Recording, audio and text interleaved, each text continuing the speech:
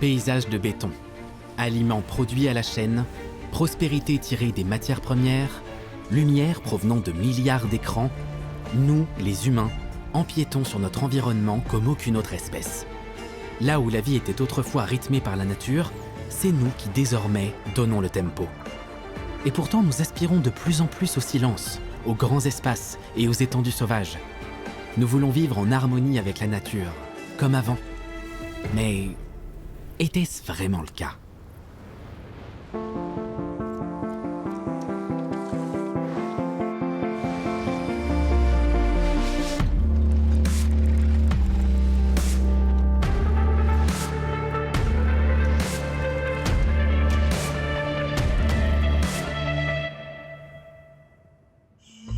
Il y a un peu plus de 11 000 ans, des mammifères géants arpentaient les contrées d'Amérique du Sud.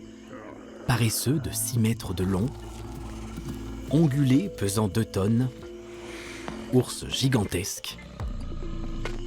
Mais en à peine quelques siècles, toutes ces espèces ont disparu. Ce phénomène s'est produit ailleurs.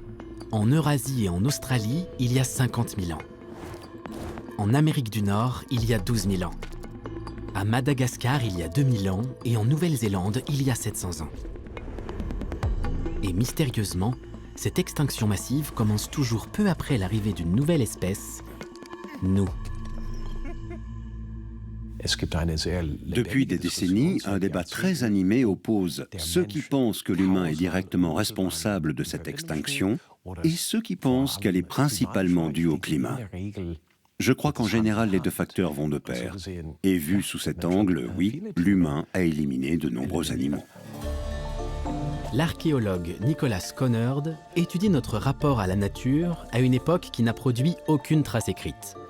Seulement des traces dans le sol.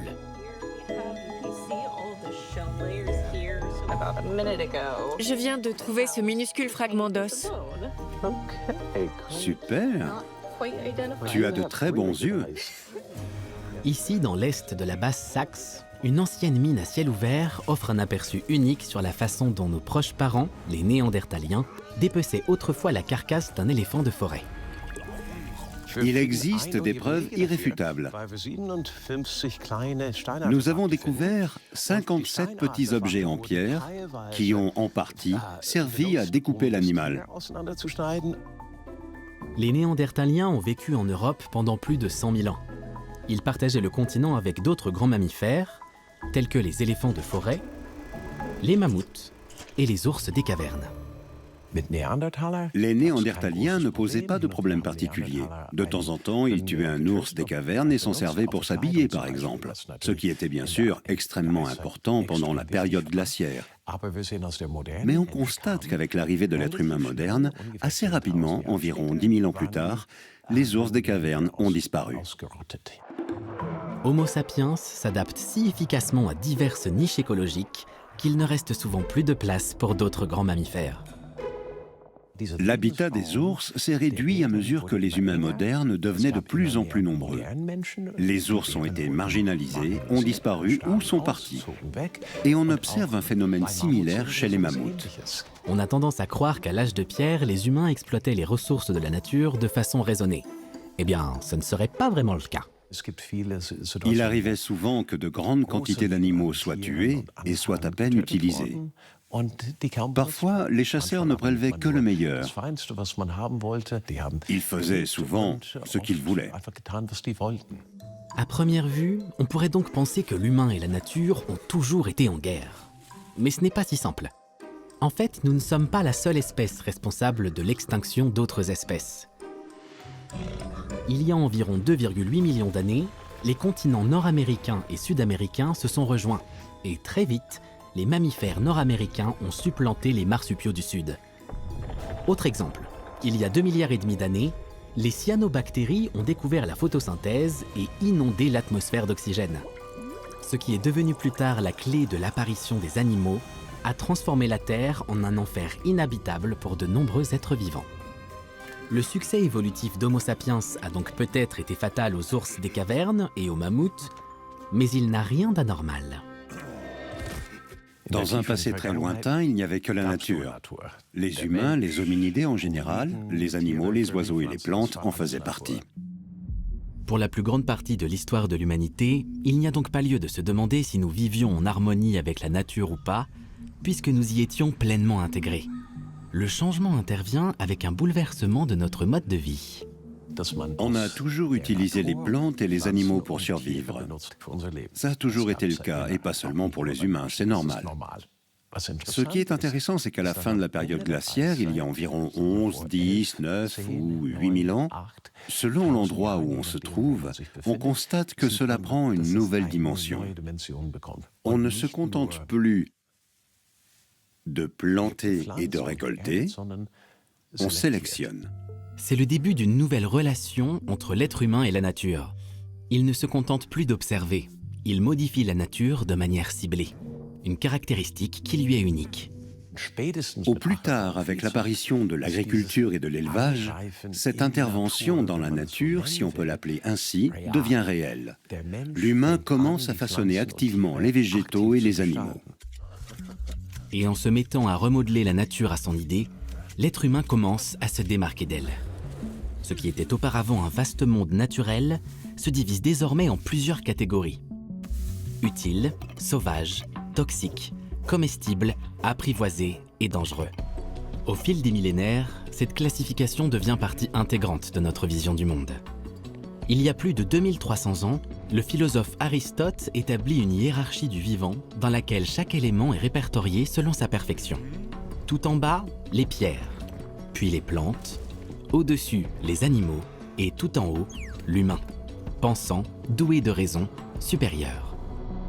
Cette hiérarchie figure aussi dans la littérature judéo-chrétienne, mais celle-ci va encore plus loin, car celui qui est créé à l'image de Dieu n'est pas seulement au-dessus de la nature, il a le droit de la dominer. L'injonction « soumettez la terre » implique que tout nous appartient et que nous pouvons tout modifier à notre guise. La biologiste allemande Frauke Fischer tente de comprendre comment nous pourrions améliorer nos interactions avec la nature, et ce qui a empêché les humains de le faire par le passé. Si on remonte très loin dans le temps, la nature était hostile à l'être humain. Il y avait des ours, des loups, des lynx, toutes sortes de maladies. Il y avait aussi des rats qui détruisaient les récoltes. Ça nous a amenés à vouloir mettre la nature à distance, à vouloir à tout prix la dominer. La certitude qu'une telle action est possible à grande échelle n'apparaît que relativement tard. Durant la période qui s'étend du XVe, XVIe et XVIIe siècle à aujourd'hui, on assiste à une hausse du développement technologique.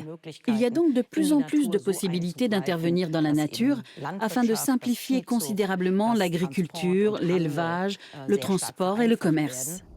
La révolution scientifique chamboule totalement la vision du monde en Europe. Si le monde obéit à des lois mathématiques, alors ces lois peuvent également être utilisées pour le modifier. Le philosophe britannique Francis Bacon affirme ouvertement que la nature doit être maîtrisée, modelée et, pour ainsi dire, retravaillée par la main de l'homme. Les princes européens du XVIIIe siècle poursuivent sur cette lancée. Ils s'accordent pour organiser la nature et ainsi la contrôler. Voilà comment Frédéric II de Prusse se retrouve à faire assécher les marais et drainer les marécages. De nouvelles surfaces sont ainsi dégagées pour l'agriculture et l'élevage. Pour un monarque éclairé, il s'agit de favoriser la prospérité et l'approvisionnement de sa population. De plus, la disparition des marais a un autre intérêt. On les a associés, non sans raison, au développement de certaines maladies. Prenons le mot malaria. Il vient de l'italien mal aria, qui signifie mauvais air. On pensait que les vapeurs qui s'élevaient des zones humides rendaient les gens malades. Même si l'explication donnée à l'époque est erronée, le nombre de cas de malaria diminue rapidement en Europe à partir du XVIIIe siècle. Et pour cause. Les moustiques ont disparu, tout allait donc pour le mieux. Aujourd'hui, on sait que ce n'est pas vraiment une bonne chose, car les moustiques sont à la base de chaînes alimentaires très longues et de réseaux alimentaires très complexes. De plus, ce sont d'importants pollinisateurs. Frauke l'a découvert au fil de ses recherches. Je suis sûre que vous allez tous devenir fans des moustiques quand je vous aurai dit que 2 espèces de moustiques sont les principaux pollinisateurs du cacao. Donc pas de moustiques, pas de chocolat. Quelques décennies seulement après Frédéric II de Prusse, au XIXe siècle, les premières grandes modifications fluviales sont entreprises au nom de l'économie. En 2 siècles, le Danube perd environ 134 km. Mais le déboisement des berges fait disparaître une protection naturelle contre les inondations. Améliorer les voies navigables se paie au prix fort, car transformer la nature a des conséquences parfois imprévisibles. En cas de crue, s'il y a plus d'eau que ce que peut contenir ce canal, c'est-à-dire ce lit artificiel, alors elle va déborder.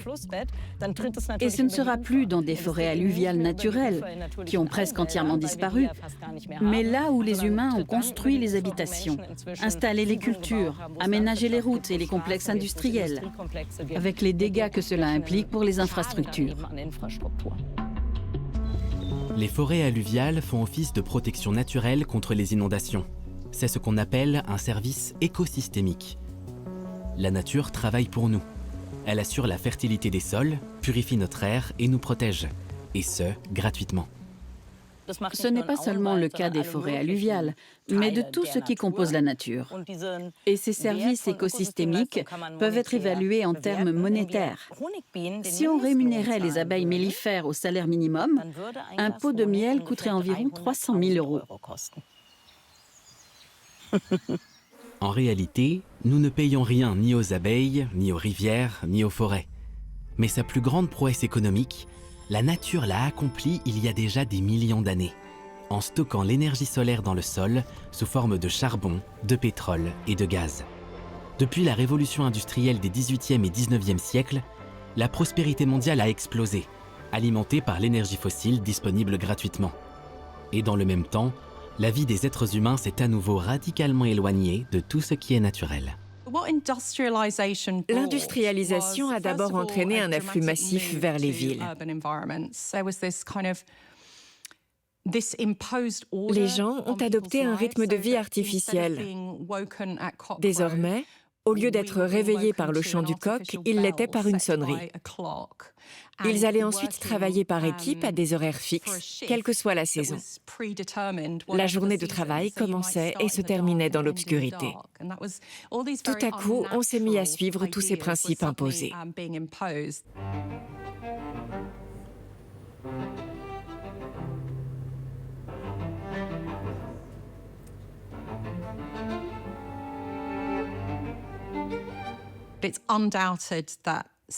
Depuis la Seconde Guerre mondiale, nous avons connu une période appelée la Grande Accélération. Elle concerne absolument tout ce qui vient de l'humain. La croissance démographique, la production automobile, les émissions de dioxyde de carbone, les quantités de sédiments dans les rivières dues à la modification des cours d'eau et aux barrages, la pollution par l'azote. Si on représente tous les aspects de l'influence humaine sur un graphique, on constate qu'il grimpe en flèche à partir de la Seconde Guerre mondiale. Et pourtant, les effets positifs du développement mondial sont indéniables. Nous vivons beaucoup plus longtemps qu'auparavant. Nous n'avons jamais été aussi nombreux. On peut donc dire que notre espèce n'a jamais connu autant de réussite. Mais pour cette réussite, d'autres espèces paient le prix fort. Certains experts ont calculé que l'extinction progresse aujourd'hui 1000 fois plus vite qu'auparavant. Il s'agit donc d'une extinction massive, sauf qu'elle ne se produit pas sur des millions d'années, mais sur quelques décennies. Homo sapiens domine l'écosphère comme aucune autre espèce avant lui.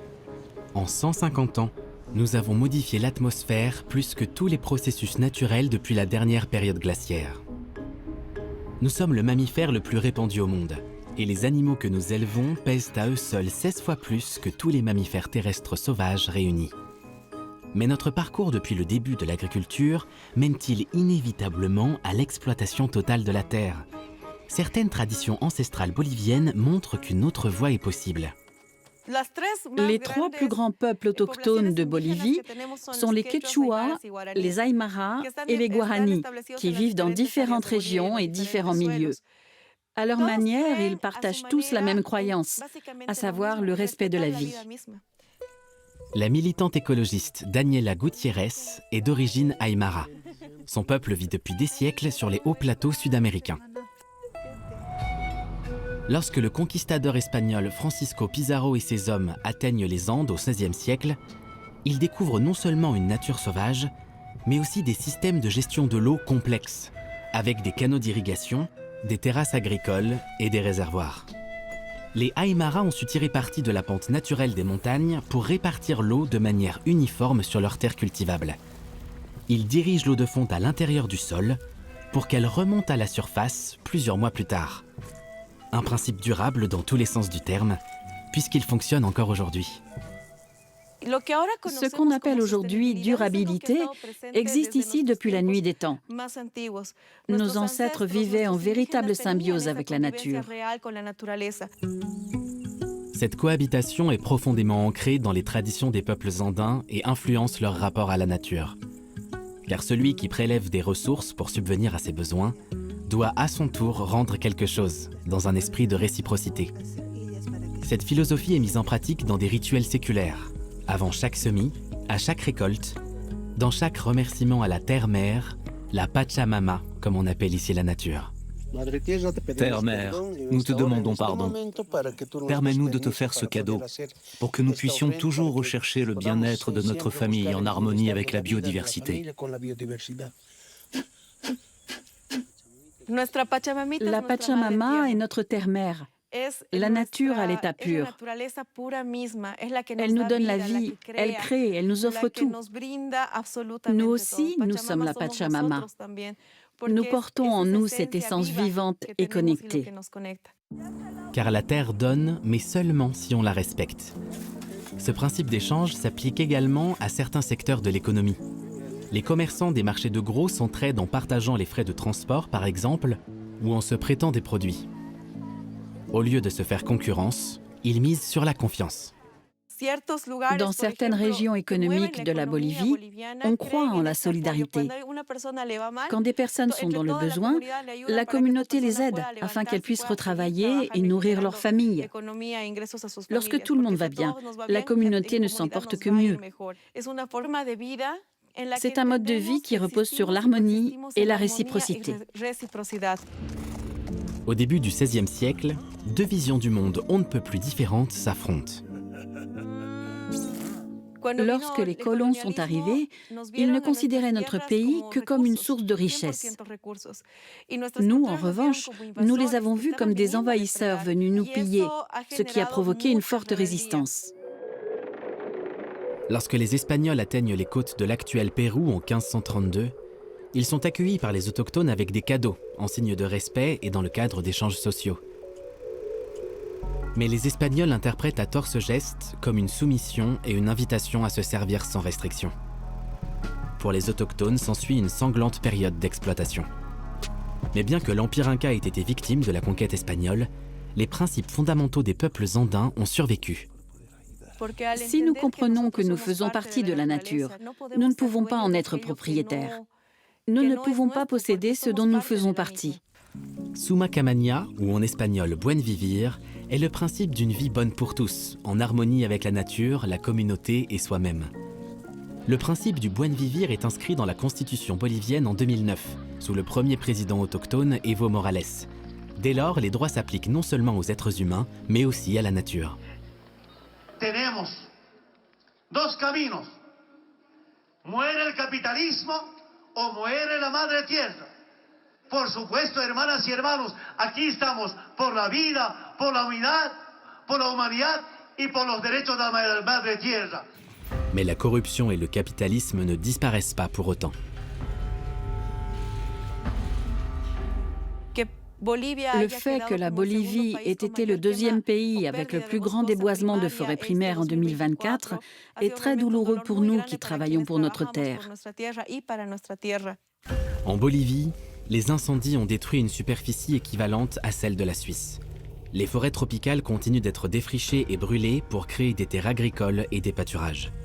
Néanmoins, l'exemple des cultures andines montre que civilisation complexe et durabilité ne sont pas forcément contradictoires. Dans ce cas, peut-être existe-t-il encore une issue pour le monde industrialisé. En Angleterre, le fantasme du retour à la nature émerge avec le romantisme à la fin du XVIIIe et au début du XIXe siècle, parallèlement à l'industrialisation. Pour la première fois, le progrès devient tangible. Les gens se rendent compte que le monde dans lequel ils vieillissent n'est plus celui de leur enfance. Dans leurs peintures et leurs poèmes, les romantiques vantent la magie du passé. Beaucoup de ces artistes et écrivains ont idéalisé un passé lié à la nature qui n'a pas vraiment existé. La nature vantée par les romantiques n'est plus sauvage et intacte depuis longtemps, contrairement à ce que montrent leurs peintures et leurs écrits. En Grande-Bretagne, il n'y avait plus de loups, plus d'ours. Ils avaient déjà été exterminés. Beaucoup de ces romantiques étaient très riches. Ils vivaient dans de belles maisons avec de grands parcs bien entretenus, des terres agricoles ou des réserves de chasse.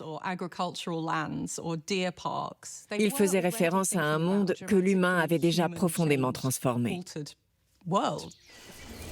Indépendamment de cette image idéalisée, les romantiques exercent toutefois une influence décisive sur la pensée environnementale moderne. Avec eux, la nature passe d'objets que l'on peut façonner à interlocutrices dotées d'une valeur intrinsèque. En 1872, ce sont notamment les peintures de Thomas Moran qui convainquent le président américain Ulysses Grant de créer le premier parc national au monde à Yellowstone. Mais ce n'est qu'à partir des années 1960 que la protection de l'environnement entre lentement mais sûrement dans les mœurs. Dans son livre Printemps silencieux, la biologiste Rachel Carson brosse le sombre tableau d'un monde contaminé par les pesticides et dépourvu d'oiseaux chanteurs. Dans les années qui suivent, de plus en plus de militants se donnent pour mission de protéger la nature. Un autre événement extraordinaire a eu lieu au cours de cette décennie, ou plus précisément une photo très forte, rapportée par la mission Apollo. Oh God, look at that picture over there. Here's the Earth coming up. Wow, that's pretty. Is that a color film, Jim? Cette photo, intitulée Lever de terre, est la première image sur laquelle on peut voir notre belle planète bleue de cette façon. Elle flotte dans l'espace, tel un joyau. C'est le début d'un nouveau mouvement environnementaliste. La nature doit être protégée de nous. Malgré ça, l'idée que nous pouvons la contrôler, voire la reproduire, persiste. En 1991, une expérience environnementale des plus ambitieuses démarre dans le désert de l'Arizona. Biosphère 2. 8 personnes se retrouvent dans un mini-écosystème fermé qui comporte une forêt tropicale, un océan, une savane, des terres agricoles et même une atmosphère propre. It's one of the most exciting scientific experiments of this century. It's going to yield a great deal about our Earth here, and it has applications beyond our own globe. Mais très vite, le système déraille. Les micro-organismes se multiplient de manière incontrôlée. L'oxygène vient à manquer. La dynamique sociale bascule également. L'idée de pouvoir créer un écosystème vivant de toutes pièces n'était finalement qu'une illusion. Nous ne pouvons pas créer des écosystèmes à partir de rien, mais nous comprenons un peu mieux comment fonctionnent les écosystèmes existants et nous pouvons les aider à retrouver un état relativement naturel. C'est beaucoup plus long qu'on l'imagine. Des études ont montré que si nous voulons retrouver une forêt telle qu'elle était avant l'intervention humaine, cela prendra 500 ans chez nous et sans doute 1000 ans sous les tropiques. La protection la plus efficace est celle qui prévient les dommages. Et c'est précisément là que réside notre chance. La Terre est toujours habitable. Les sources jaillissent, les céréales poussent, les sols et les mers nous nourrissent. La catastrophe menace, mais nous pouvons encore l'éviter. Pour la première fois, la cause est un être doué de conscience, capable de décider librement de ses actions. Ce sont des choix que nous avons faits nous-mêmes. Chaque fois que nous prenons une décision consciente, nous pouvons aussi faire l'inverse. Car ce qui est remarquable, c'est que nous savons aussi choisir des zones à protéger, dans lesquelles nous limitons notre activité. Mais pour abandonner la logique de l'exploitation et ses conséquences, nous devons changer radicalement notre façon de penser. Avec l'objectif 30-30, les États du monde se sont engagés à protéger 30% de leur territoire terrestre et maritime d'ici 2030. C'est un objectif tout à fait louable et important, mais il n'en est pas moins absurde, car il sous-entend que sur 70% de la surface du globe, on ne laisse aucune chance à la nature. Il est peut-être temps de se poser quelques questions qui peuvent sembler naïves. Avons-nous besoin de la Terre? Avons-nous besoin de la nature? Bien sûr que nous en avons besoin. Nous avons tendance à considérer ce qui n'est pas humain, ce qui est artificiel et transformé par nous, comme étant à part.